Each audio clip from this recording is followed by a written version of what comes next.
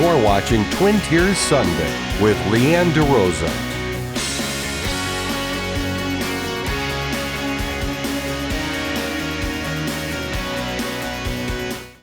Welcome to Twin Tiers Sunday. I'm your host, Leanne DeRosa. Spring is here, and that means trout fishing season has begun. In this week's episode, I'm going to get my feet wet, and we'll dive into everything you need to know about fishing in New York State. We'll talk about where it begins at the Bath State Fish Hatchery, the types of fish, how they stock some of your local creeks, the gear you need, and we'll wind up on opening day. So join me and let's get started.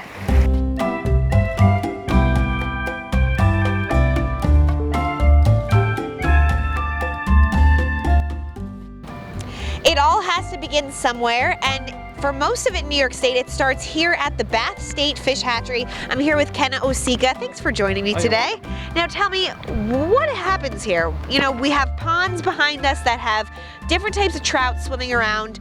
Tell us really what the whole process starts with here at the fish hatchery. Well, at this facility, we actually start the fish from eggs. We get a lot of eggs in from other fish hatcheries. We get brown trout eggs from other hatcheries, rainbow eggs, but we also take eggs from wild fish, and they start here, like I said, as eggs, and we raise them all the way up to stockable size, which is about a 9-inch fish, which takes about 18 months. So they get a lot of tender loving care at the fish hatchery, and we have right now on the facility we have like 450,000 young brown trout. We have 80,000 brown trout that we're stocking right now that are 9 inches long.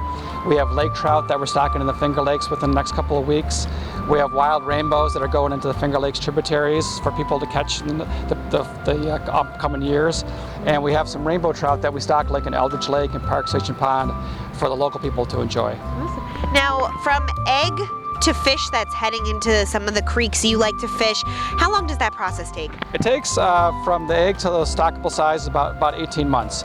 So they hatch off here. We take care of them, daily. One of our processes is we actually clean these raceways and these ponds every day, and we feed them. We take care of sick fish.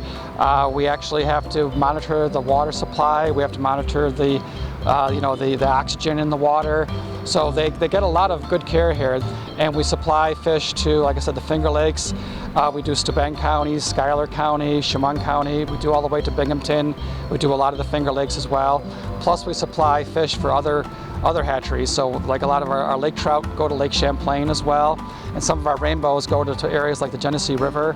So we as well, raise fish for this area, but also for other areas as well. We start stocking in late March. We stock through April, through May, until early June. So we're stocking every day of the week. There's 2 trucks, 3 trucks going out every day. And now I went on one of those stocking expeditions. We'll show you that in a little bit. But first, why is it important to start here at the hatchery, to grow the fish from eggs, to stock the creeks? Why not let Mother Nature take care of that? Well, Mother Nature can do to a degree. There are some streams around here that have some reproduction, that fish are reproducing, and actually there's young fish. But some of them have some problems. There's siltation, there was deforestation, there's a lot of urban sprawl that has messed up some of the streams a little bit. So we actually kind of supplement the wild populations of some streams. And some streams and lakes, the only fish that are there are because we have stocked them.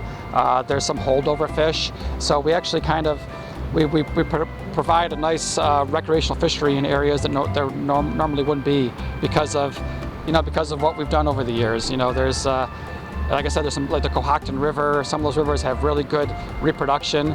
Cold Brook, which flows right by the fish hatchery here, has reproduction as well, but we supplement it with some some of our stock fish as well. So it's we're helping nature out a little bit. Okay. Yeah. All right, so let's go take a look at some of the different fish that they have swimming in the ponds behind us and tell you where you can find them, some of the local creeks around you. Let's go. While Ken says bass are probably one of the most popular fish in the area, the fish hatchery primarily grows trout. That's because they need a little help when it comes to reproducing in most of our local streams. So brown trout, rainbow trout, and lake trout all start here. Okay, these are brown trout that we raise here at the fish hatchery. They are domestic fish, and they get these as eggs from another fish hatchery in western New York. Every year we get about 600,000 eggs that come into the hatchery in the fall, and we raise them from there until stockable size that you see right now. We stock them about 9 to 10 inches long, and they are by far the most common fish that are stocked in New York State. They're stocked in a lot of the inland streams, the Finger Lakes, and also the Great Lakes. So we raise them for like the Cohocton River, Cayuga Creek, Newtown Creek, Sing Sing, Post Creek, Meads Creek.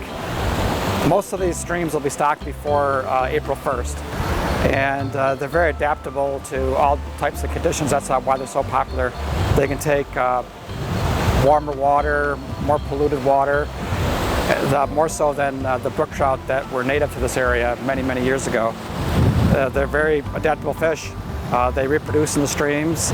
Fly fishermen love them. So in the fish hatchery system of New York State, this is the most common fish that are raised. Yeah, rainbow trout are, we raise about 40,000 of those here at the hatchery, and they are stocked in some local waters like Eldridge Lake and Park Station Pond. They're probably right around 9 inches long right now, and they're the easiest fish to raise. The domestic, they do very well in the fish hatchery. They grow very rapidly, and they also can be, as you can see in the picture here, they can be nice and fat, feisty fish. The only problem is they may not live very long out in the wild. They're very good fish to stock for people to catch almost immediately. The wild fish, they spawn naturally in the Finger Lakes tributaries like Catherine Creek and Cold Brook, Naples Creek.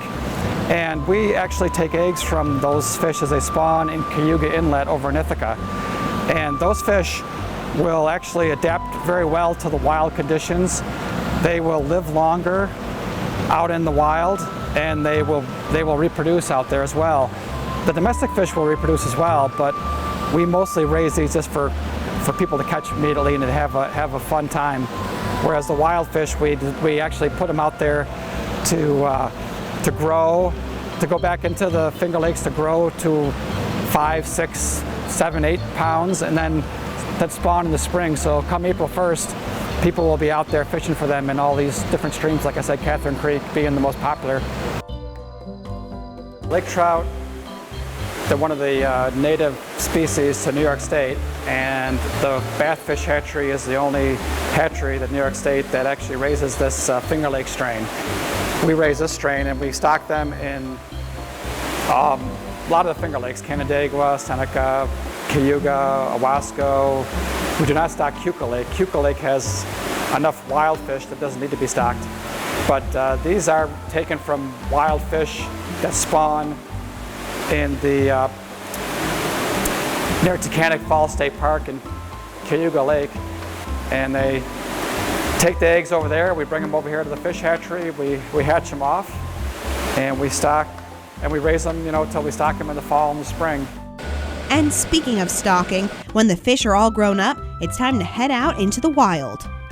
So how do you know that there'll be enough fish to fish for? Well, that's why the state stocks the creek. All you gotta do? Toss them in. Oh, there's still a bunch in here. It's not as simple as it looks, though. You gotta really leave them. Oops. Each year, the DEC releases more than 1 million pounds of fish into the public waterways across New York State. Fish stocking is what we do to replace the trout that have been caught out of the stream, because natural reproduction can't keep enough fish available for the fishermen to want to catch some fish. So every year we restock it, the state provides the fish, and we put them back in the creek. From the truck, the fish are counted and divvied up, depending on which stream they're going into. Then bucket by bucket, they're handed out and dumped into the water. Well, we try to put them in areas where there's good water. In other words, there's nice pools for them if they survive to live in habitat until they grow up a little bit, or places for people that can fish. The whole stocking process takes place over a nearly 2-week span in March, right before the season begins on April 1st. And it takes an army to do so. People line up each year to lend a helping hand. For most of them, it's not manual labor, it's fun, and a sign that their favorite hobby is about to begin. Because it's a beautiful thing to see fish put in and have the children and even the grown-ups enjoy the fishing. We don't see many fishermen on this creek until the stocking program starts. Then it's daily loaded with fishermen. But before it's time to head down to the water and have some fun, we need the right equipment. So after the break, we're getting all geared up. Stay with us.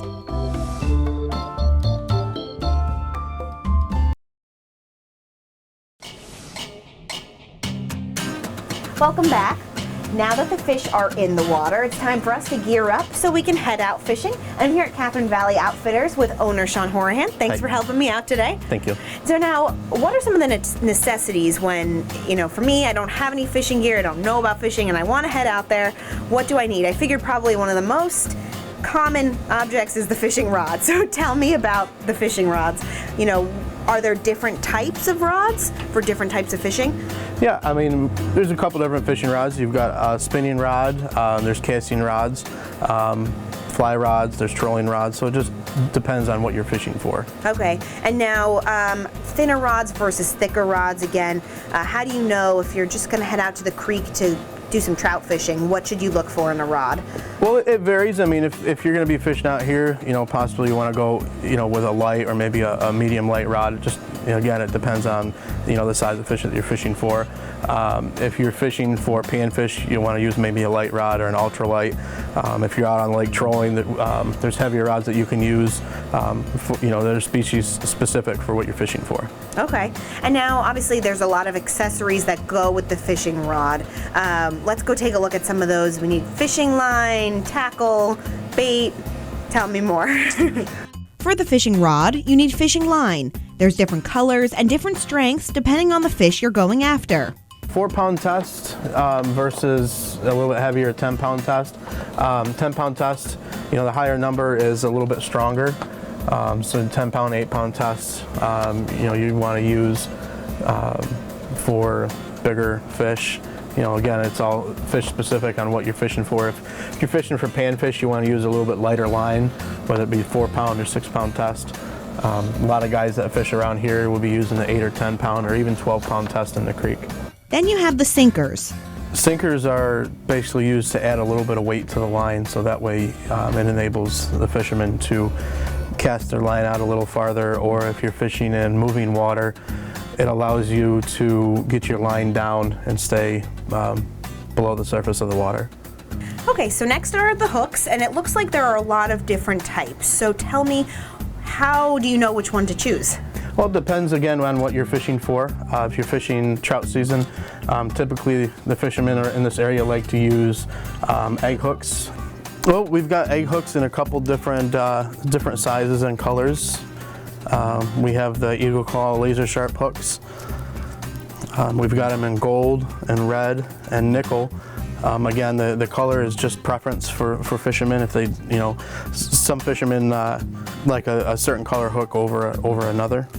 Typically, you'll see guys using a size 6, a size 8, or maybe a size 10 for fishing for trout. When it comes to fishing for trout, there's a lot of other baits that you can use, and we have some of them here. A lot of fishermen like using trout beads. The bright colored beads are meant to mimic a salmon egg or a trout egg that's in the water. And with the beads, what you do is you actually take the bead and you slide it up on your line. It mimics a trout or salmon egg that's floating in the water. What the fish are actually doing is they will actually eat trout or salmon eggs in the water, hence why a lot of fishermen use salmon eggs when they're fishing for trout. So the trout beads are meant to mimic a trout or salmon egg. A lot of guys don't like using real eggs, or they like to use something artificial, whether it be a plastic bait or a fly. And one of the options that we do have is they're plastic eggs. They are scented in a couple different things. Some of them are crawfish scented, some of them are anise scented. The extra scent helps to attract fish or appeal to the fish. So it's not just plastic scented. All right, so now we're over here and we've got some live bait sitting in front of us. Tell us, what types do we have here in front of us? Well, we got a couple different baits here. We've got wax worms, which are a bee moth larva, spikes, which are just maggots, butter worms, some night crawlers, and then we've got some packaged salmon egg sacs. Okay, so what, do people have a preference? Do the fish have a preference? I'd say more so than not, most of your anglers are going to be using egg sacs. Okay.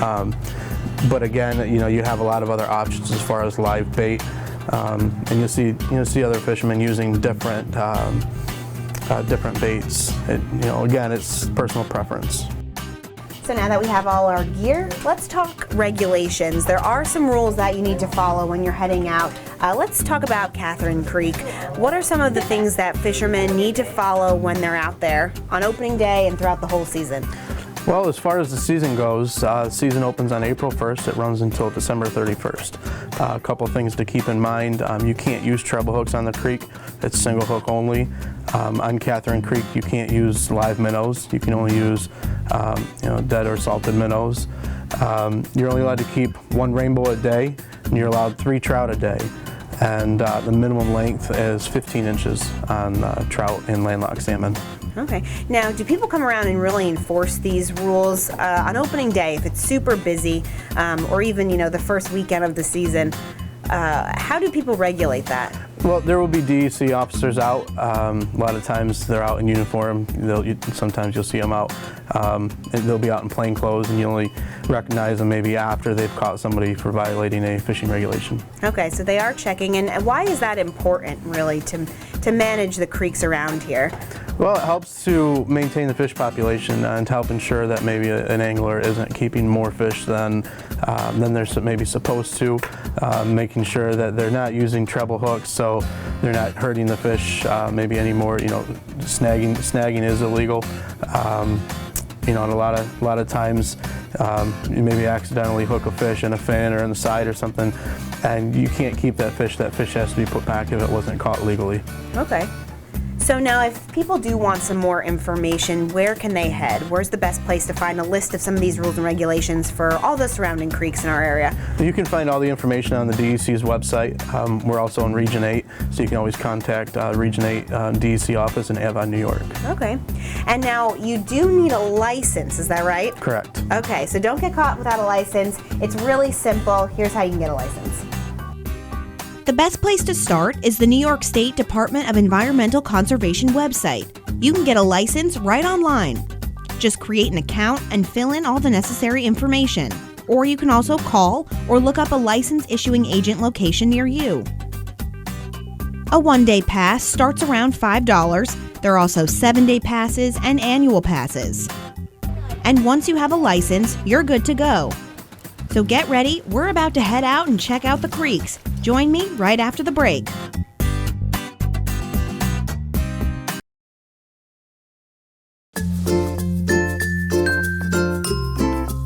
And now it's opening day of trout fishing season, and I think I look the part, if I do say so myself. Special shout out to our director, Randy Phillips, for hooking me up. So now we're headed out to Catherine Creek, and we're gonna catch up with some anglers. All right, we're sitting on the edge of the water here with Tim. Tim, how's it going today? Not too bad. Had a couple good fish earlier. Slowing down later in the day, but not too bad. It's going actually pretty good. I caught 2 fish, catch and release. Really? About 4 pounds, yeah. For the first couple hours, it was pretty steady here. Everybody was either catching some fish and getting some hits and taking a few fish home. Now that the sun's out, she's gotten a little slow, but considering the conditions, it hasn't been a bad day. The river seems a little lower, but there's still fish here. Yeah, there's a few. You got to work for them. And a long day of fishing. You certainly work up an appetite, but lucky for the anglers, they don't have to go too far to find a warm meal. And now I'm here with Doug from PDR's Catering. They come out here every year and set up their grills, and the line is forming. Doug, how's it going today? Good, very good. Very busy. It's been crazy all morning. I've cooked Oh, I've been trying. Well, I don't know, what time is it now? Is it past lunchtime yet? They've been eating since about 7 a.m. and you would have thought it was already lunchtime, you know. So what are you cooking now? Cooking hot. This is the mild sausage, and I got hot sausage on. And over here we do the hot dogs, foot-long dogs, regular dogs, cheeseburgers, hamburgers, and then Rick's back here doing the fresh cut French fries. Now you guys come up here every year. How many years have you been coming up to Catherine Creek? 30 years. Wow. Yeah, he's 34, so it's 30 years.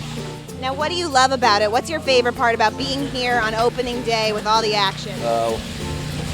All the fishermen, Nick them over. I've made a lot of friends since I've been here, you know. So I met this guy, Rick. I met him up here when he was still a state trooper. Now he's my French fry cook. I probably know 200-300 people here by first name. Not that I always get them all, that I get them right. I try.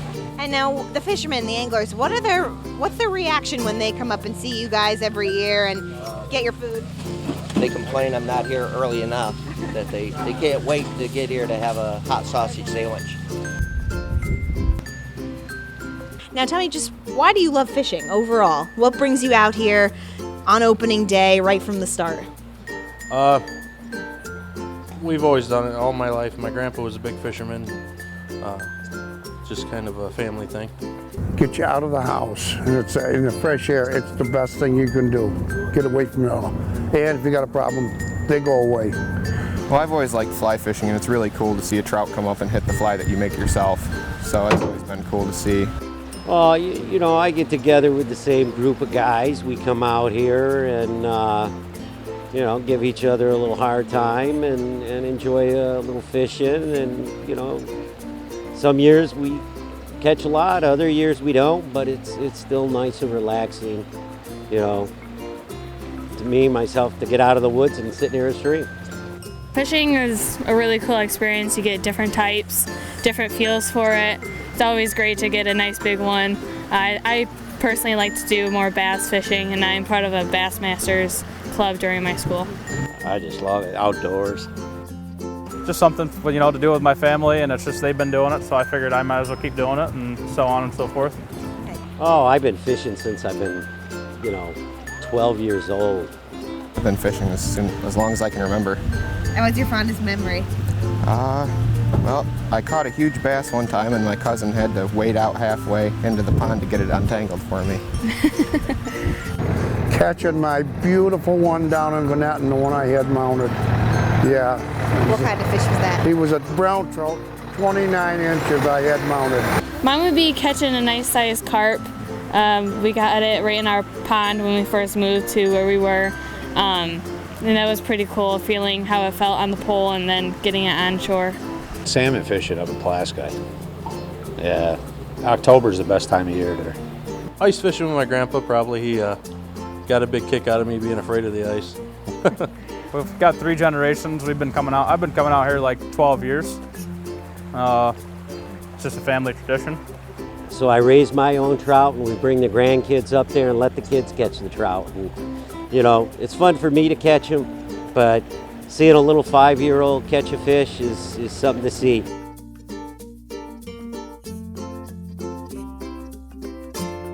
So this is where we leave you, in the middle of Catherine Creek on opening day.